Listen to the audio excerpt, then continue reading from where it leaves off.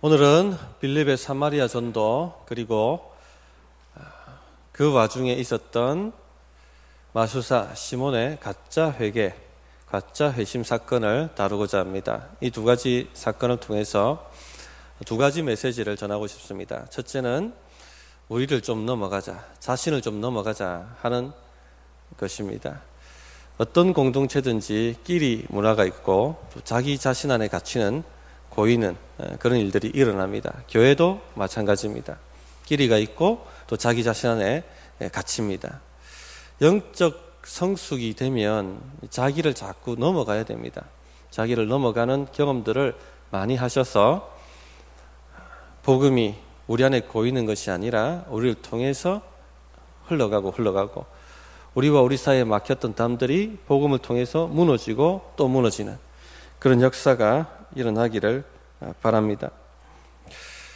그렇게 되려고 한다면 복음의 핵심이 무엇인지를 이해하고 그 복음을 믿고 그 복음에 붙들려 사셔야만 합니다. 두 번째는 우리의 믿음을 점검해보자 하는 것입니다. 구원 얻는 믿음인지 아니면 가짜 믿음인지. 우리가 매주일 교회 나오고 예배도 드리는데 무엇 때문에 예수를 믿고 있는지, 무엇 때문에 교회에 나오는지 스스로에게 질문을 해보셔야 됩니다. 가짜 믿음은 구원받지 못합니다. 가짜 믿음은 자신이 멸망한다고 하는 사실도 알지 못하고 멸망한 줄도 모르고 살아가게 되다 멸망하고 마는 것입니다. 그래서 이 두 가지를 오늘 전하고자 합니다. 첫째는 자기를 넘어 복음이 흘러가도록 하는 그런 일꾼, 그런 제자로 세워져야겠다 하는 메시지입니다. 유대인이든 사마리아인이든 헬라인이든 이방인이든 예수 복음으로 하나님의 자녀가 됩니다. 예수의 피는 차별이 없습니다. 누구든지 예수의 피를 믿으면 구원을 얻고 하나님의 가족이 됩니다. 인종이든 지연이든 그런 모든 것들은 구원 얻는데 어떤 공로도 어떤 역할도 하지 못합니다. 인종이든지 지연이든 학연이든 그 외에 예수 외에 붙드는 다른 무엇이든지 간에 그것을 붙잡게 되면 복음의 능력은 역사하지 않습니다. 복음의 능력은 사라져버리고 맙니다. 이 복음의 한계를 깨어버린 사건이 바로 스데반의 순교였고 그 사건 이후에 사마리아의 복음이 증거됩니다. 5절을 보시기 바랍니다. 빌립이 사마리아 성에 내려가 그리스도를 백성에게 전파하니 이 한 행동이 세계 역사를 바꾸었습니다. 이 한 구절에 교회 역사의 큰 진보가 이루어졌다 하는 것을 보여줍니다. 스데반이 죽기까지는 복음은 성전 안에만 머물렀습니다. 유대인의 끼리 안에만 머물러 있었습니다. 그 넘어가지를 못했습니다. 그러나 이제 복음이 사마리아까지 증거되었습니다. 사마리아인들도 누구든지 예수를 믿으면 동일한 하나님의 자녀가 되고 차별이 없다 하는 것입니다. 예루살렘에서 사마리아로 복음이 증거된 것이 그렇게 큰 호들갑들 일인가 이렇게 생각하실 분이 있겠다 싶어서 배경을 잠시 설명을 좀 드리고자 합니다. 유대주의라는 것이 있습니다. 지금도 있죠. 유대인들은 유의식이든 무의식이든 자신 안에 자신의 민족은 택함받을 하나님께 선택받을 자격이 있기 때문에 선택을 받았다 하는 생각을 가지고 살아갑니다. 믿음의 조상들이 있었고 성전이 있고 성경이 있고 모세의 규례를 잘 지켜 살아왔던 민족이기 때문에 당연히 구원받는다고 한다면 우리 민족 외에는 누가 있겠는가? 하나님이 복 주셔야 된다면 당연히 우리 민족 외에는 누가 있겠는가? 하나님이 사랑하신다면 당연히 우리 민족 외에는 누가 있겠는가? 이런 생각을 하고 살아가고 있습니다. 성도님들, 이 생각이 맞는 것 같습니까? 틀린 것 같습니까? 네, 틀렸죠? 그들이 성전을 가졌든지 모세의 규례를 지금까지 지켜왔든지 믿음의 조상들을 가졌든지 그 어떤 것도 하나님의 자녀가 될 공로가 아닙니다. 스데반은 이것을 지적했죠. 그 모든 것들은 공로가 아닙니다. 오직 예수의 피만이 하나님의 자녀가 됩니다. 오직 예수의 피로만 하나님께 나아갈 수가 있고 하나님의 가족이 됩니다 하는 복음을 전했습니다. 이 복음의 핵심을 초대교회가 깨달은 것입니다. 드디어 복음의 핵심에 초대교회가 이르게 되었습니다. 이 복음을 믿는다고 하면은 유대주의와는 함께 갈 수가 없습니다. 유대주의를 해체시켜 버립니다. 지금까지는 유대주의와 함께 살아왔지만 한 이불을 덮고 살았지만 그러나 이 복음의 핵심에 이르고 난 이유는 더 이상 유대주의와 한 이불을 덮고 살 수가 없게 된 것입니다. 그래서 핍박이 왔고 교인들은 각지로 흩어지게 되었습니다. 사마리아의 복음을 전한다. 쉬운 일이겠습니까? 쉬운 일이 아니었습니다. 좀 전에 말씀드린 유대주의 때문에 쉽지가 않았습니다. 그러나 그것뿐만 아니라 이 사마리아인들하고는 감정이 좋지 않았습니다. 단순한 갈등 정도가 아니라 원수였고 증오의 대상이었습니다. 유대주의 플러스 이 원수, 쉽게 복음을 전할 수가 없는 거죠. 복음을 전한다는 말은 당신도 나와 같은 하나님의 가족이고 우리는 하나가 되었고 한 가족이 되었다라고 말하는 것인데 이 사마리아인들에게 그렇게 말할 수는 유대인들은 죽었다 깨어나도 할 수가 없었다는 얘기입니다. 왜 이런 반목이 생겼는가? 그 원인을 조금 더 추적해서 말씀드리면 북이스라엘과 남유다가 나뉠 대로 올라갑니다. 우리가 잘 알듯이 이스라엘은 북이스라엘과 열지파로 이루어진 그리고 남유다로 솔로몬 이후에 나누어지게 됩니다. 북이스라엘은 사마리아를 수도로 삼고 개국 초부터 우상 숭배를 공개적으로 선포했습니다. 그러다 하나님의 진노를 사서 아수르의 나라가 망하죠. 아수르는 통원 정책을 썼습니다. 사마리아에 있는 이스라엘 백성들을 아수르의 다른 지역으로 데리고 갔고 또 다른 지역에 있던 사람들을 사마리아로 데리고 왔습니다. 그래서 인종이 섞이도록 통혼하도록 만들어버렸습니다. 인종이 섞여버렸습니다. 순수 혈통이 사라진 것이죠. 스룹바벨이 후에 유다 총독이 되어서 포로민들을 데리고 예루살렘 성전을 재건하기 위해서 예루살렘으로 귀환을 합니다. 그때 세워졌던 성전이 스룹바벨 성전입니다.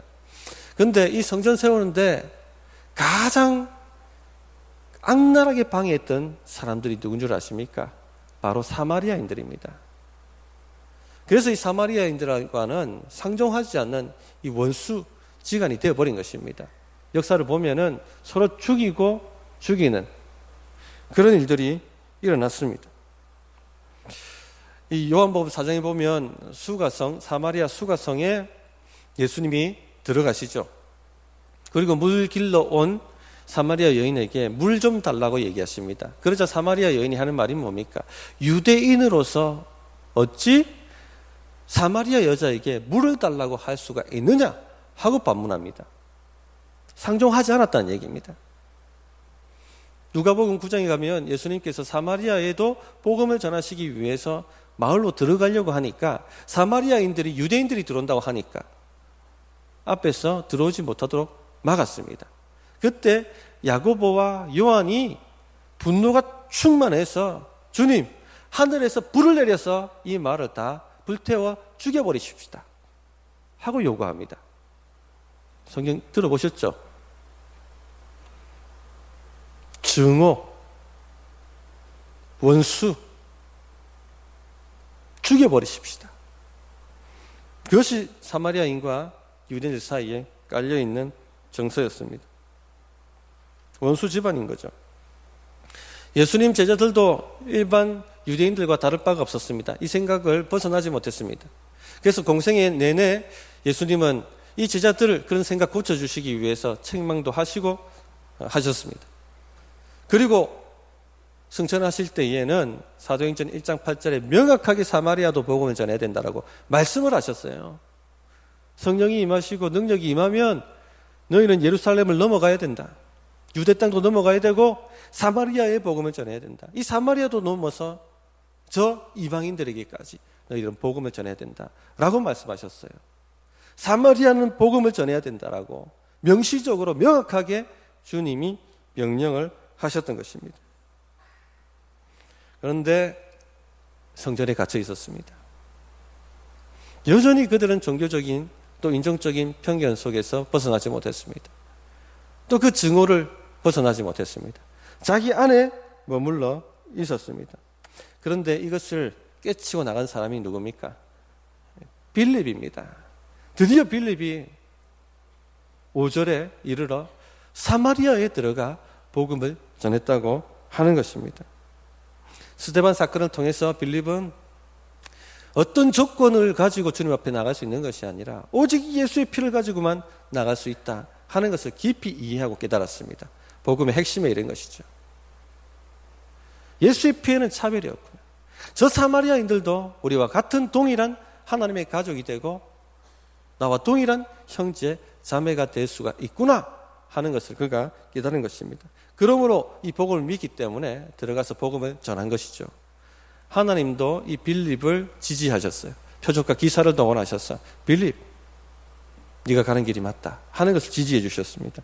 6절, 7절, 8절입니다. 무리가 빌립의 말도 듣고 행하는 표적도 보고 한 마음으로 그가 하는 말을 따르더라. 많은 사람에게 붙었던 더러운 귀신들이 크게 소리를 지르며 나가고 또 많은 중풍병자와 못 걷는 사람이 나으니 그 성에 큰 기쁨이 있더라. 7절에 귀신 축출과 병 고침의 역사가 일어났다 하는 것을 보여줍니다. 악귀가 소리 지르고 떠나고 그 당시 불치병이었던 중풍병 그리고 걷지 못하던 사람들이 걷는 역사가 일어났습니다. 이 모든 역사는 복음서를 읽어보면 아시겠지만 예수님이 하셨던 사역이에요. 또 사도행전 첫 장을 보시면 알겠지만 사도들이 했던 일이었습니다. 그런데 이 빌립에게 동일하게 이런 일들이 일어나고 있다는 것입니다. 무엇을 말씀하고 있습니까? 하나님께서 빌립을 지지하신다는 겁니다. 빌립, 바로 내가 원했던 일이야 이게.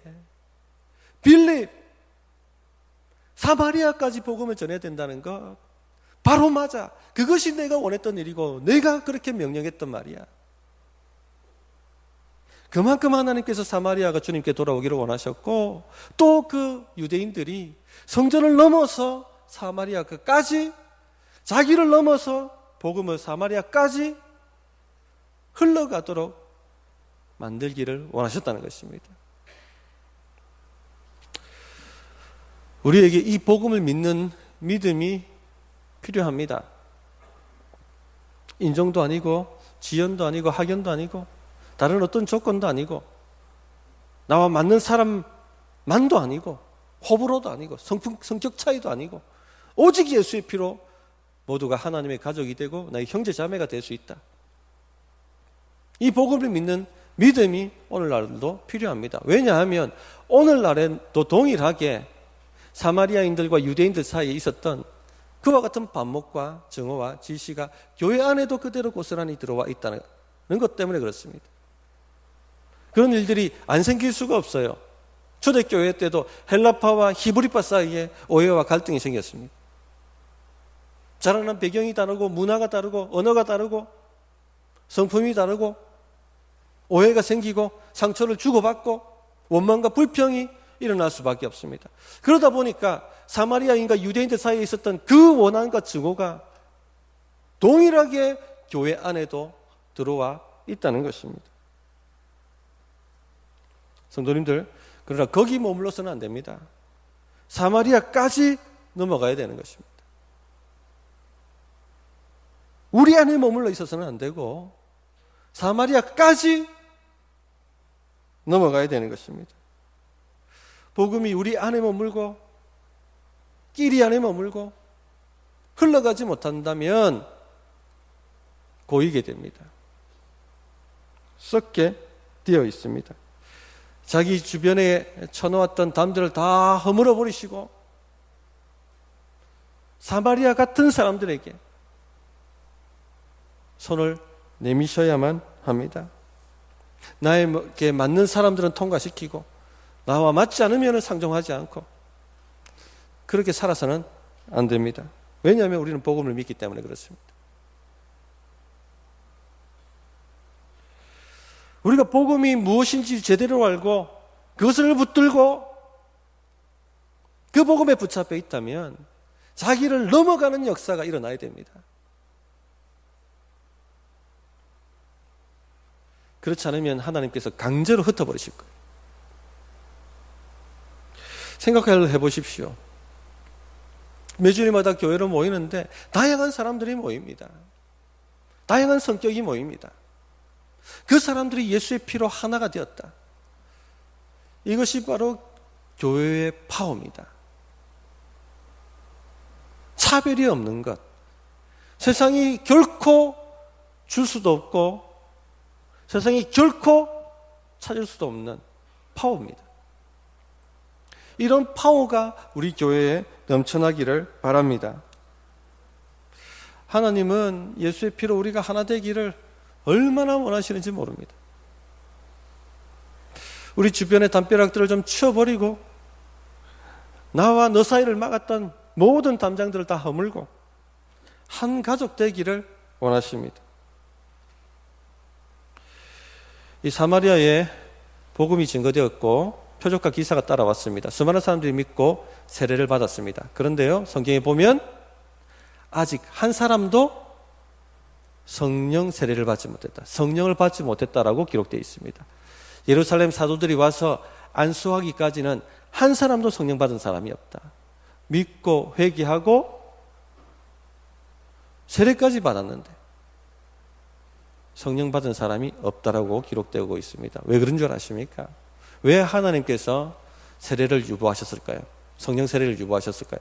우리는 지금 예수님을 영접하면 어떻습니까? 바로 성령을 받습니다. 다음번에 받을 이유가 없어요. 바로 주십니다. 그런데 지금 사마리아인들에게는 유보하셨어요. 예루살렘 사도가 올 때까지. 하나됨 때문에 그렇습니다. 만약에 빌립의 전도함으로 성령이 임했다면 사마리아 교회, 예루살렘 교회 여전히 갈라서서 싸웠을 것입니다.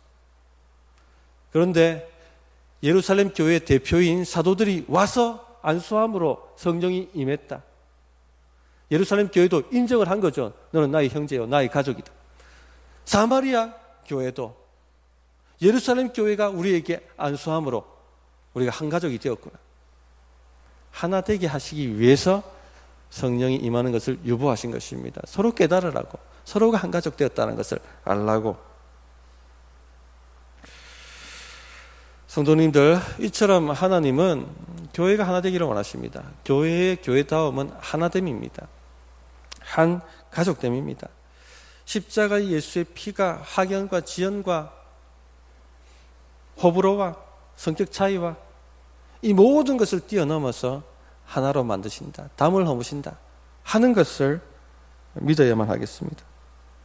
하나님께서 죄인을 사랑하시죠. 그리고 그 죄인을 위해서 독생자를 보내주시고 예수 그리스도에게 우리가 받아야 될 모든 심판과 진노를 쏟아부으시고 하나님의 자녀 되도록 만들어주셨습니다. 주님이 다 받으신 거예요. 주님이 받으신 사람을 우리가 거절할 수 없습니다. 그것이 복음입니다. 그렇다고 억지로 하나 되려고 하지는 마시기 바랍니다. 억지로 안 됩니다. 자기 힘으로는. 미운 사람은 미운 거예요. 오늘도 오셨지만 미운 사람이 밉죠. 미운 사람이 좋아 보입니까? 그래서 억지로 함께 가자, 우리 형제 아이가 했다가 더 싸웁니다. 먼저는 복음을 이해하십시오. 복음이 우리와 하나님 사이에 담을 한다는 것을 이해하시고 사람과 사람 사이에 담을 한다는 것을 이해하시고 복음에는 차별이 없다는 것을 이해하시길 바랍니다. 이 복음을 깊이 이해하시면 복음이 믿어집니다. 복음이 믿어지면 해결이 됩니다. 나를 넘어서 다른 사람에게까지 복음이 흘러가게 되는 것입니다. 복음대로 생각하게 되고 복음대로 느끼게 되고 복음대로 말하게 되고 복음대로 행동하게 되어 있습니다. 이렇게 복음에 붙들려야 하는 것이죠. 또 이 단락에서 한 가지 더 주목해 보셔야 될 것이 하나님께서 사마리아 전도에 사도들을 사용하시지 않았다는 사실입니다. 누구로 사용하셨어요? 평범한 성도로 사용하셨습니다. 핍박받아서 흩어진 성도, 구제 행정 사역 감당하라고 택함받은 집사 빌립, 그를 통해서 교회사에 엄청난 일을 행하셨습니다. 표적과 기사를 일으키셨습니다. 사도이기 때문에 쓰임받는 게 아닙니다. 하나님이 쓰시기 때문에 사도인 것입니다.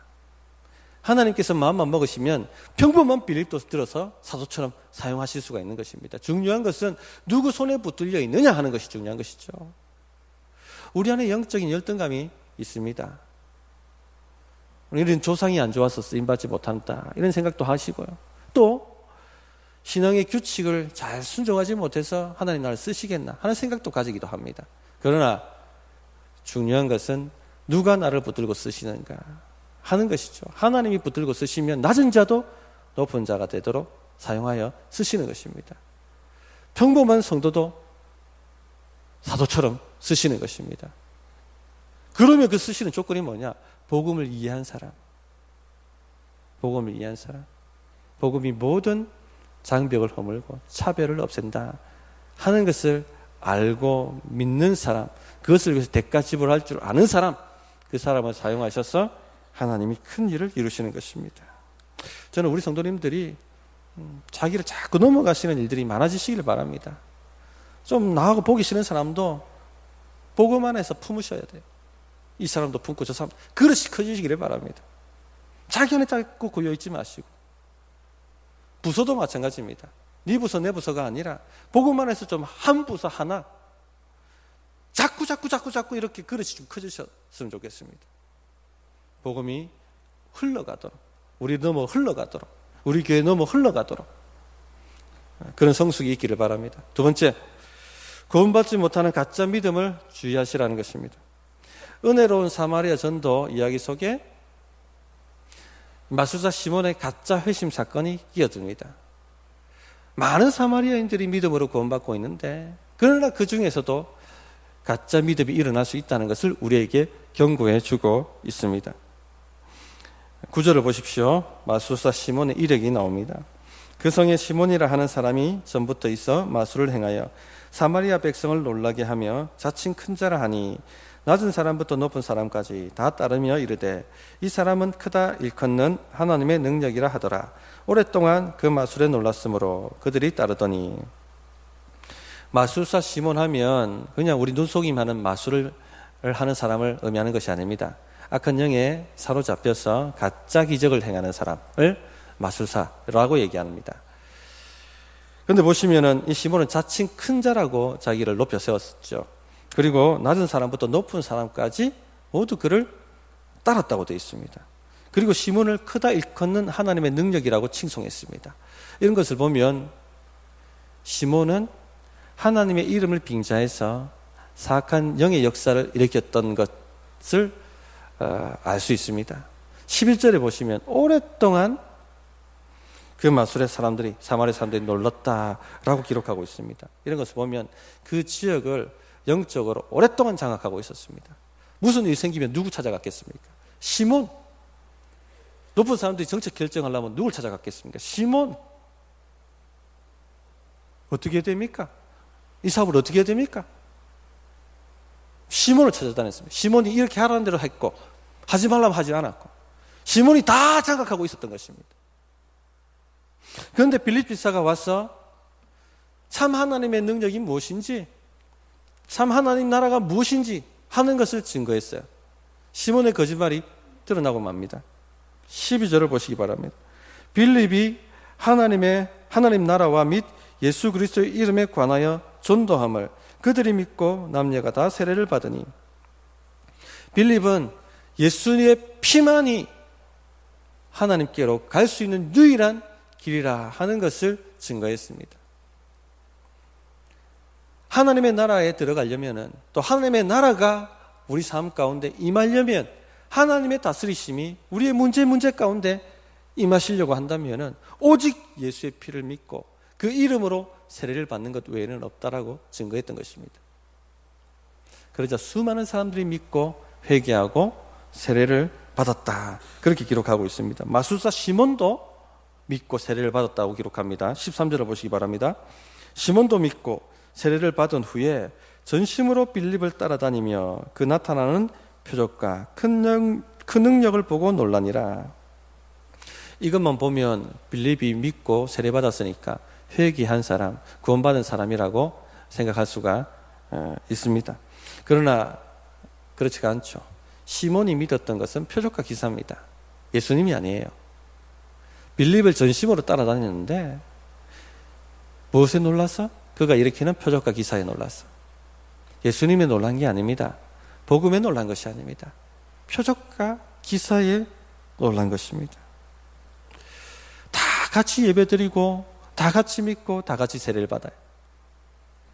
누가 진짜 구원받는 믿음인지 아니면 멸망하는 믿음인지 구별이 안 됩니다. 그러나 반드시 가짜 믿음은 드러나게 되어 있습니다. 언제 드러납니까? 성경을 보면요, 신비합니다. 딱 뭐가 걸릴 때 드러나냐면요, 돈과 명예가 걸릴 때 드러납니다. 재물과 짝하여 하나님을 섬길 수 없다라고 말씀하셨죠. 다 예수 믿고 다 예배드리고 다 세례받고 같은 신자인 것 같은데 가짜는요, 돈과 명예가 걸릴 때 드러나게 되어 있다는 얘기입니다. 아나니아 삽비라 가짜 믿음이었죠. 언제 드러났습니까? 돈과 명예가 걸릴 때 드러났습니다. 시몬 언제 드러납니까? 돈과 명예가 걸릴 때 드러납니다. 사도들이 와서 안수하니까 성령이 임합니다. 가시적으로 임했습니다. 마가다락방에 임했던 그 불같은 성령이 가시적으로 동일하게 임했던 것이죠. 그러자 이 시몬 마음에 저거다 하는 생각이 들었습니다. 사도들에게 돈을 주면서 그 성령 내리는 능력을 나에게 주라고, 내가 얼마든지 돈 주고 돈을 줄 테니까 나에게 팔라고 그렇게 얘기를 합니다. 18절 19절을 보시기 바랍니다.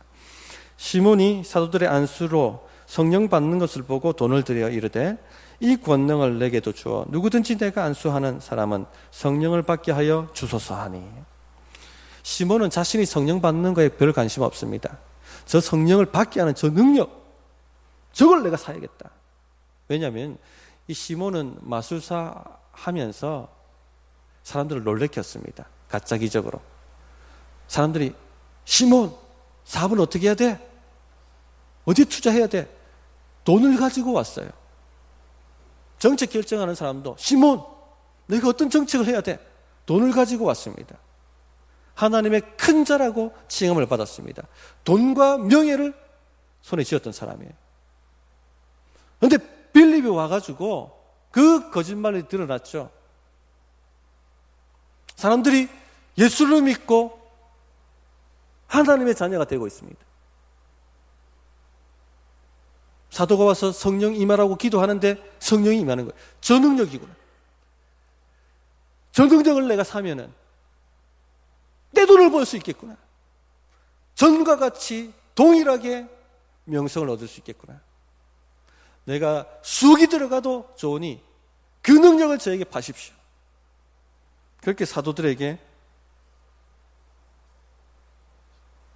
성령 내리는 능력을 달라고 구했던 것입니다. 베드로는 이 시몬의 영적 상태를 정확하게 꿰뚫어 봅니다. 20절부터 23절입니다. 베드로가 이르되 내가 하나님의 선물을 돈 주고 살 줄로 생각하였으니 내 은과 내가 함께 망할지어다. 하나님 앞에서 내 마음이 바르지 못하니 이 도에는 내가 관계도 없고 분깃될 것도 없느니라. 그러므로 너의 이 악함을 회개하고 주께 기도하라. 혹 마음에 품은 것을 사하여 주시리라.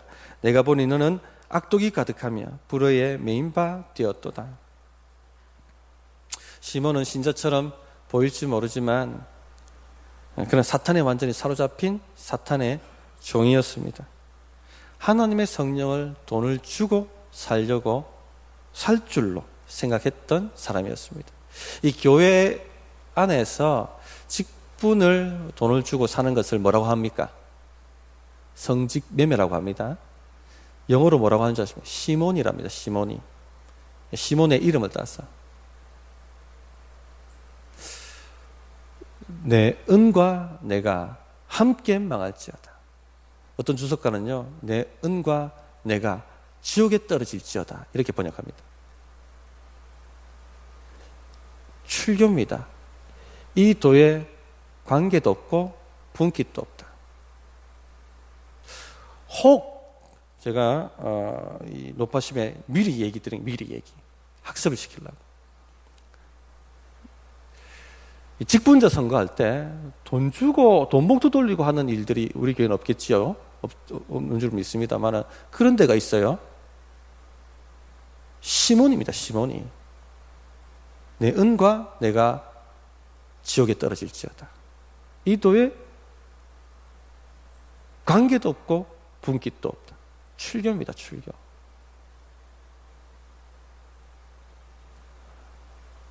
앞으로 우리도 직분자 뽑고 해야 될 건데, 이제 앞으로 이제 가면 미리 말씀드려요. 미리. 이 저주를 듣자 시몬이 뭐라고 얘기합니까? 24절에 그 일이 일어나지 않게 해달라고. 회개하는 것이 아니라 멸망하지 않게 해달라고 기도합니다. 회개에 별로 관심 없어요. 24절을 보시면 자기 악함을 회개하지 않습니다. 자백하지 않습니다.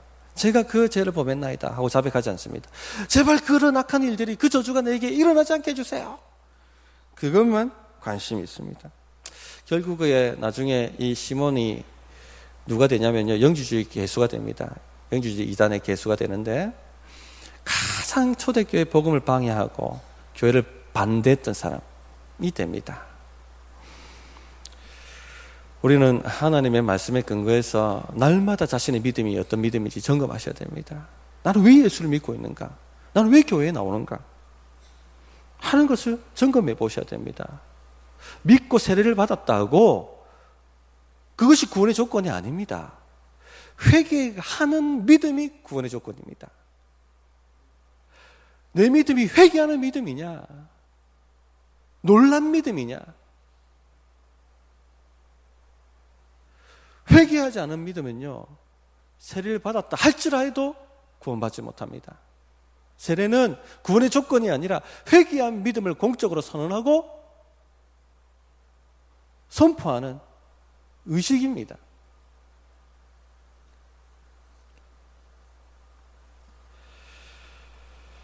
회개 없는 신앙을 주의하셔야 됩니다. 시몬을 보십시오. 시몬은 마술사를 하든지 성도가 되었든지 간에 그 마음은 근본적으로 변화된 게 없어요. 여전히 그는 마술사 시몬입니다. 그는 여전히 돈벌이에 관심이 있습니다. 어떻게 하면은 예수를 힘입어 더 많은 돈과 더 많은 명성을 얻을까? 거기에만 관심이 있는 것입니다. 전혀 그 마음은 변화가 없습니다. 우리가 복음을 근본적으로 믿고 받아들이셔야만 합니다. 저는 두렵습니다. 제가 목회하는 이 교회, 이 성도 중에 혹 구원에 이르지 못할 사람이 있지 않을까. 주님 나라 다시 오실 때에 그 하나님 나라에 들어가지 못하고 어두운 곳에서 울며 이를 갈 사람이 혹 생기지 않을까 두려운 거예요. 복음을 근본적으로 전해야 된다. 성도님들, 여전히 자신의 인생에 자신이 주인 노릇하고 있다면 죄를 짓고 있는 것입니다. 여전히 자신의 인생의 주인이 하나님이 아니고 돈이고 지위고 명예라면은 여전히 그것을 의지해서 살아가려고 하고 있다면 그 돈과 그 명예와 함께 지옥구덩이에 들어갈 수밖에 없습니다. 이 복음에는 전혀 관계도 없고 분깃도 없다는 말씀입니다. 내 믿음이 혹 그런 지경에 들어가 있지 않는지 점검해 보시라는 얘기입니다. 무엇 때문에 교회에 나오셨습니까? 무엇 때문에 예배를 드리십니까? 예수를 통해서 더 많은 돈과 더 많은 명예를 얻기를 위해서 오셨다면 잘못 오신 것입니다. 그 돈과 그 명예와 함께 멸망당하고 말 것입니다. 예수 외에 의지하는 모든 것을 끊어놓으셔야 됩니다. 세상과 짝지었던 그 양다리를 끊어야 되는 것입니다. 오직 예수밖에 없어야 되는 것입니다. 예수 플러스 알파를 의지하고 있다면 그 알파를 끊기 전에는 이 도에 관계도 없고 분깃도 없는 것입니다. 방향을 돌이켜야 됩니다.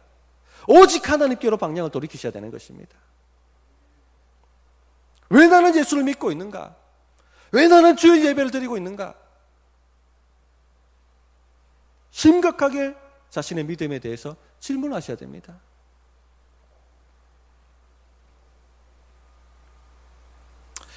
이 교회 가면은 뭐가 좋고 저 교회 가면은 뭐가 좋고 아무 소용없어요. 예수를 믿느냐 안 믿느냐가 중요한 것이지. 내가 예수를 붙드는지 안 붙드는지가 중요한 것이지. 예수를 믿었더니 빌딩이 한 채 올라가고 사업이 열리고 그게 중요한 게 아니란 얘기입니다. 진실로 예수를 믿느냐 안 믿느냐가 중요한 것이죠. 우리 성도님들 믿음 점검하셔야 돼요. 나는 정말 예수를 믿고 있는지, 예수 외에 다른 것이 있다면 과감하게 잘라놓으시기 바랍니다. 예수만으로 충분하고 예수만으로 되게 되어 있습니다. 이 복음을 붙드시고 한 주간도 승리하시길 바랍니다. 두 가지 전했습니다. 첫째, 자기를 넘어가야 된다. 복음은 절대 고여서는 안 됩니다. 사마리아인 같은 사람들을 잡으셔야 돼요. 그들에게 복음을 얘기해야 됩니다. 둘째, 나는 정말로 예수를 믿고 있는지 자기 믿음 점검하셔야 됩니다. 회개가 있는지. 그래서 우리 성도님들의 삶에 하나님의 복음의 능력이 막힘이 없이 강력하게 역사하기를 정말로 기도하고 사모합니다. 어떻게 응답해야 될지 1분간 기도하겠습니다.